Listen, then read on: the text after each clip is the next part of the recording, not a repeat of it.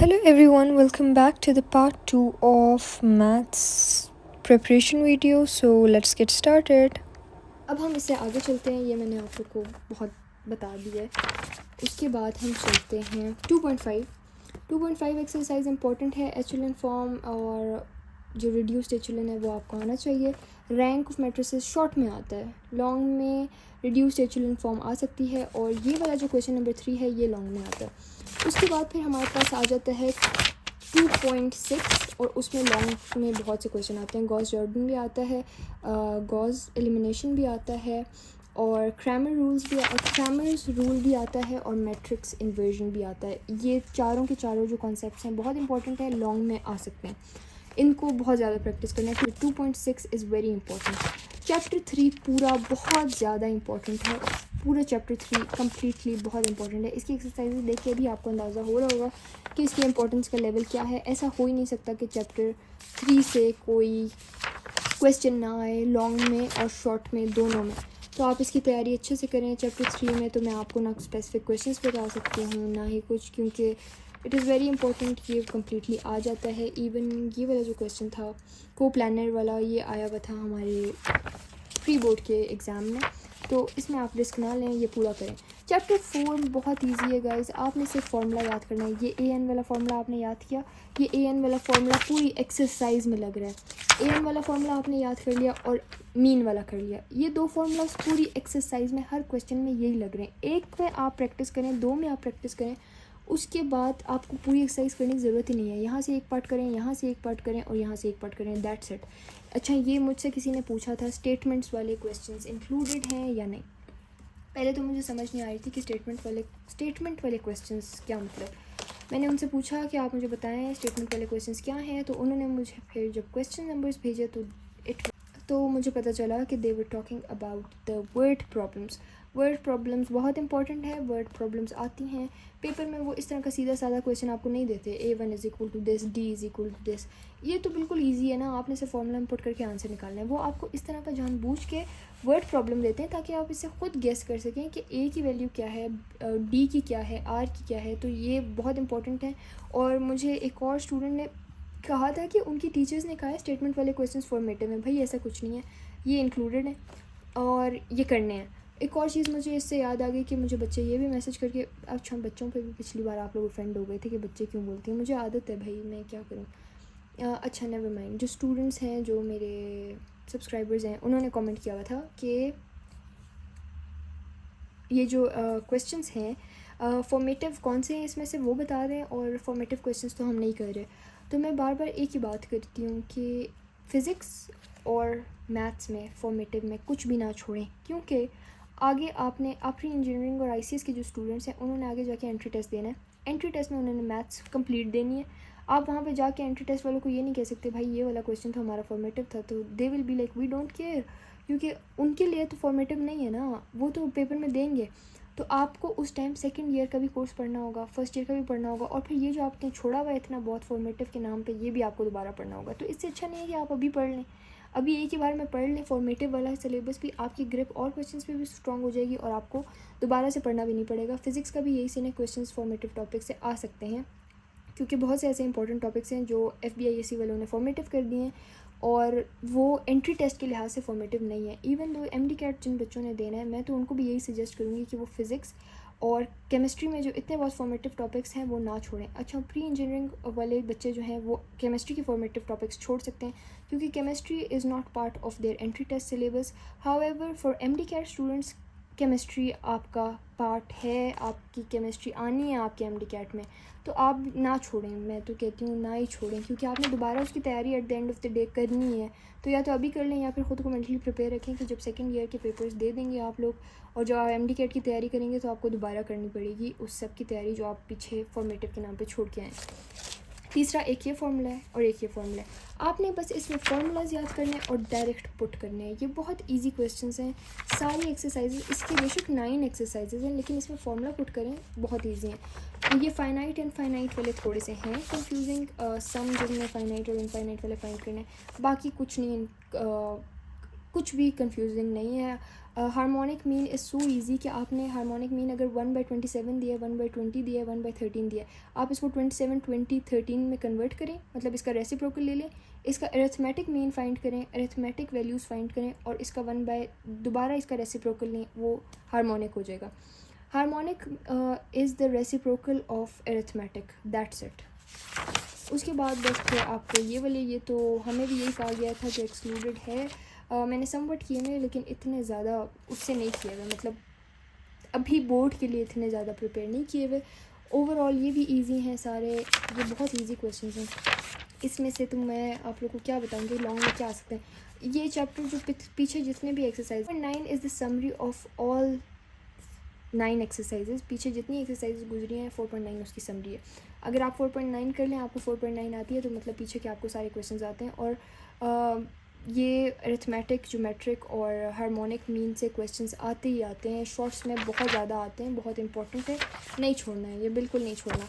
इसी तरह हमारे पास आ जाता है चैप्टर नंबर 5। चैप्टर नंबर 5 में पॉलिनोमियल्स हैं। ये बहुत इजी चैप्टर है and seriously this is the only chapter that I like पूरे सिलेबस में, बाकी तो बहुत मुश्किल है। तो ये वाले चैप्टर से भी क्वेश्चन आता ही आता है। उनकी मर्ज़ी है वो लॉन्ग में दें, उनकी मर्ज़ी है वो शॉर्ट में दें, कोई भरोसा नहीं है। क्वेश्चन आता है, एक ही कॉन्सेप्ट है, टोटल एक कॉन्सेप्ट है, वो एक कॉन्सेप्ट अगर आपको समझ आ गया, आप पूरी की पूरी तीनों एक्सरसाइजेज उसी कॉन्सेप्ट पर कर सकते हैं।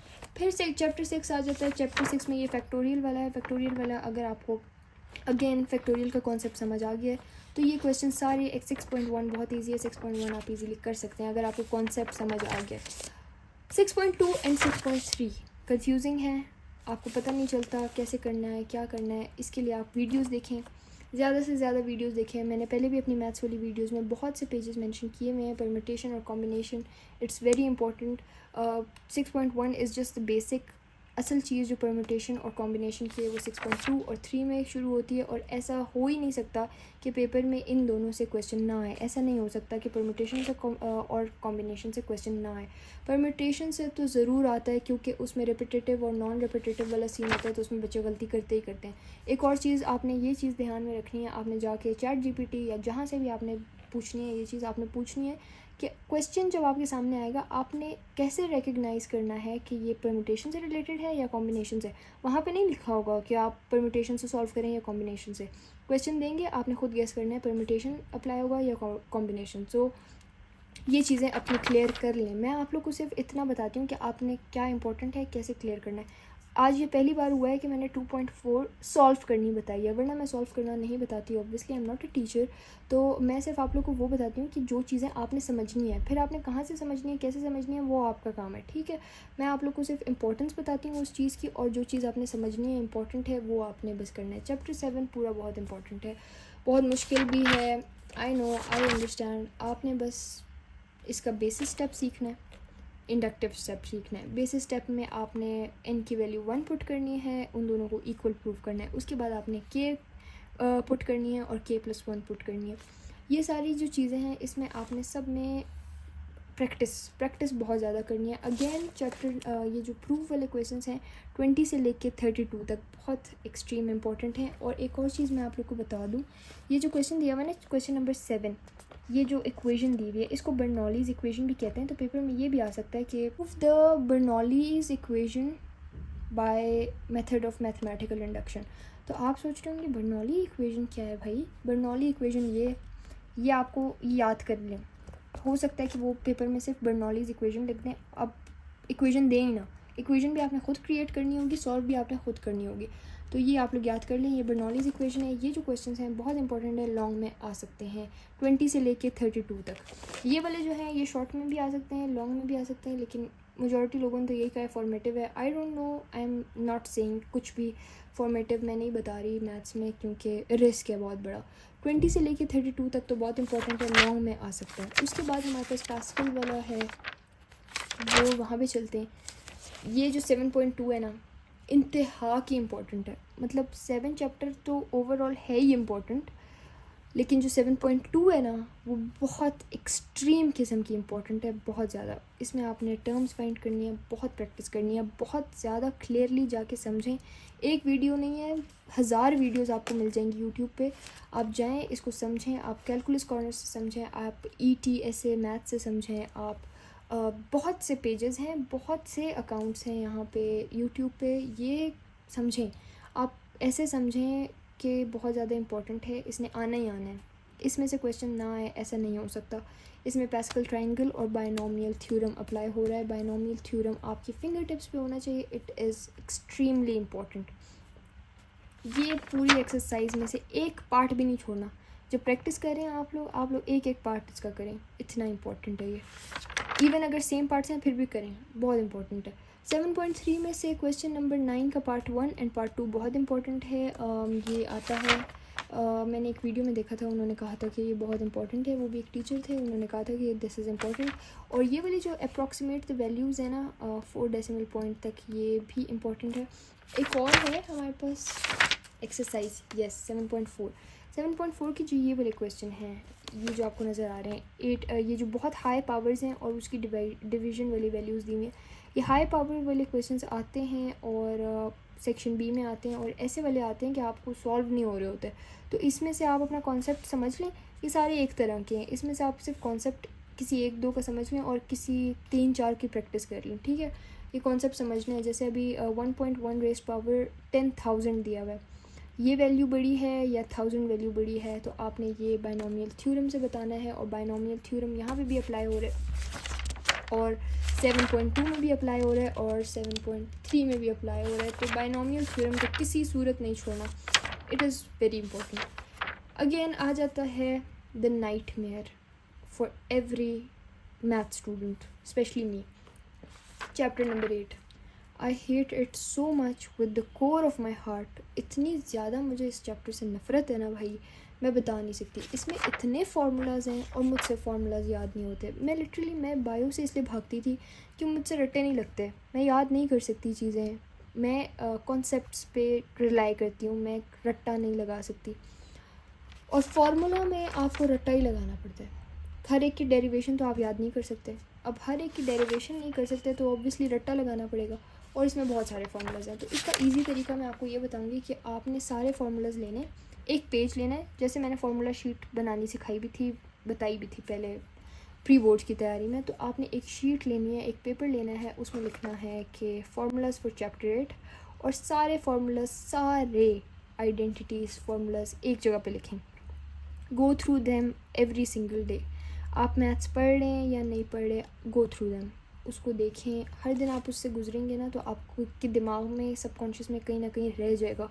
दिन में 10 मिनट इसको दें, सिर्फ देखें, रीड करें, बस उसको लिख के कहीं पे रख दें और हर रोज़ पढ़ें उसको। तो फिर आपको हो सकता है ये फार्मूलाज याद हो जाए। फार्मूलाज जब याद हो जाएंगे ना, फिर ये आसान है, फिर ये बहुत आसान है। क्वेश्चन नंबर 5 से लेके 9 तक इम्पॉर्टेंट है, पेपर में आते हैं, क्योंकि इसमें ना वो आपने बताना होता है, क्वाड्रेंट वगैरह बताना होता है, तो ये इम्पॉर्टेंट है, ये आता है पेपर में। इसी तरह question number 11, it is very very important. और 11 का भी पार्ट नंबर 7th पार्ट जो है, इट इज़ वेरी इंपॉर्टेंट। इसी तरह चैप्टर क्वेश्चन 12 बहुत इंपॉर्टेंट है, 13 बहुत इंपॉर्टेंट है। बाकी अगर आपको फार्मूलाज आते होंगे तो हो जाएंगे। देखें यहाँ पे भी फार्मूलाज हैं, there are so many formulas, और इसके भी चेंज्ड वर्जन्स भी हैं। तो आप बस हर दिन इसको पढ़ा करें। ये फार्मूलाज ऐसे नहीं है कि आप एक सिटिंग में बैठ के इसको याद करें।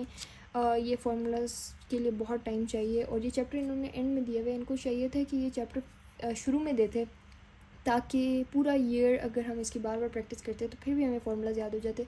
हमने ये पढ़ा ही आखिरी मंथ्स में है, तो हमें ये फार्मूलाज कैसे याद होंगे। Obviously it is hard but we got to do it. तो आप बस फार्मूला शीट बनाएं, अपने नियरेस्ट वॉल पे लगा दें बेशक, उसको हर रोज़ आप सुबह उठ के देखा करें, may be it can help. और उसके बाद ये भी सारा फार्मूलाज बेस्ड है, ये पूरा चैप्टर फार्मूला बेस्ड है। अगर आपको फार्मूलाज आते हैं आप इजीली ये चैप्टर अटेम्प्ट कर सकते हैं। तो उसमें एक और चीज़ यहाँ पे एक इम्पॉर्टेंट क्वेश्चन था, विच इज़ 8.2 का क्वेश्चन नंबर 7। ये इंपॉर्टेंट है, लॉन्ग में आता है, और क्वेश्चन नंबर 8 भी इंपॉर्टेंट है। क्वेश्चन नंबर 8 के सारे पार्ट्स करने हैं। ये बहुत सारे पार्ट्स हैं आई नो, लेकिन सारे पार्ट्स करने हैं, क्योंकि इट इज़ वेरी इंपॉर्टेंट। फिर 8.3 का question number 3, this is again very important. And question number 4 जो है 8.3 का, it is the most important question for section C. ये सेक्शन सी में आता है तो ये बहुत इंपॉर्टेंट है, बहुत एक्सट्रीम इंपॉर्टेंट है। आपने ये प्रूफ करने वाला क्वेश्चन है तो आपने ये करना है, ये सेक्शन सी में आता है। फिर हमारे पास आ जाता है चैप्टर नंबर 9, और चैप्टर नंबर 9 में एक ही एक्सरसाइज है, डोमेन एंड रेंज वाला है। ये बहुत इंपॉर्टेंट होता है एंट्री टेस्ट के लिहाज से भी। इसमें भी इंपॉर्टेंट क्वेश्चंस मैं आपको बता देती हूँ। एक तो ये ड्राइंग ग्राफ वाले, ये जो पहले वाले शुरू वाले हैं ना, question number 1, 2 and 3, 1, 2, question number 1 and 2 MCQs related हैं। Question number 3 domain and range find करना है, और ये क्वेश्चन नंबर 4 ये शॉर्ट्स में आते हैं दोनों, मतलब इतने लॉन्ग हैं नहीं कि ये लॉन्ग में है, तो ये शॉर्ट में आते हैं। फिर ड्राइंग ग्राफ वाले क्वेश्चंस शॉर्ट में भी आ सकते हैं और लॉन्ग में भी आ सकते हैं, डिपेंड करते हैं कि ग्राफ वो छोटा वाला देते हैं या बड़ा वाला देते हैं। ये वाला अगर दिया हुआ है तो सेक्शन बी में आ जाएगा। पीरियड ऑफ द फॉलोइंग, ये जो है ये बी सेक्शन बी में आता है। ये वाले जो ग्राफ्स हैं ना क्वेश्चन 9 वाले, ये थोड़े लंबे हैं और ये आते हैं सेक्शन सी में, तो ग्राफ्स वाले क्वेश्चंस नहीं छोड़ने। ये वाला क्वेश्चन तो थोड़ा अजीब सा ही है, पता नहीं क्या अजीब सा क्वेश्चन है ये, इसके तो कुछ पार्ट्स बिल्कुल ही अजीब है, मतलब बहुत ही अजीब है। तो ये वाला क्वेश्चन आप कर लें। और इसी तरह का एक और क्वेश्चन यहाँ पर मैंने देखा था, मैंने किया नहीं है, मैंने रिव्यू एक्सरसाइज बिल्कुल भी नहीं देखी किसी की भी, लेकिन ये उस दिन नज़र से गुजर गया था, तो उस दिन मैंने देखी बिल्कुल भी नहीं है रिव्यू एक्सरसाइजेज, लेकिन ये उस दिन मैंने ऐसे ही देख लिया था, मैंने सॉल्व भी नहीं किया ये वाला। लेकिन ये आई गेस उसी तरह का है जो मैं आपको बता रही थी, अजीब वाला। तो अगर आपको टाइम मिलता है और आप अच्छे बच्चे हैं, पढ़ने वाले बच्चे हैं, तो फिर आप रिव्यू एक्सरसाइजेज भी कर लें। मैंने तो बिल्कुल भी नहीं किए रिव्यू एक्सरसाइजेज, देखी भी नहीं है। तो अल्लाह करे कि मुझे टाइम मिल जाए और मैं रिव्यू एक्सरसाइज भी कर लूँ। मुझे सिलेबस कवर करने का टाइम नहीं मिल रहा, तो रिव्यू एक्सरसाइज तो फिर बहुत दूर की बात है। So yes, this was it for the video. And video 40 minute की हो गई है, मैंने कहा था 30 मिनट्स की हो जाएगी, लेकिन नहीं, ये 40 मिनट्स की हो गई है, तो ऑब्वियसली इसके 2 पार्ट्स आएंगे अब। So yes, this was it for the video. मैंने बहुत डिटेल से हर चीज़ बताई है। आई होप कि दिस वाज हेल्पफुल। और 2.4 की इससे ज़्यादा क्लियर कट टिप्स नहीं है और कहीं पे भी, क्योंकि मैं खुद एक 2.4 की विक्टिम हूँ और मुझे भी कोई और टिप्स नहीं मिली। This was the max I could get and this is the max I can tell you all. So ये एक टिप के लिए, ये 2-3 टिप्स के लिए मैंने बहुत टाइम लगाया है, बहुत ख्वारी की है। मुझे फिर कहीं जाके ये टिप्स मिली हैं, आप लोग को तो मैंने चले एक वीडियो में बता दिए। तो I hope this was helpful, और let me know in the comments कि आप लोग को इससे हेल्प हुई कि ना नहीं हुई। And yes, thank you so much for watching. Till next time, अल्लाह हाफिज़, बाय बाय।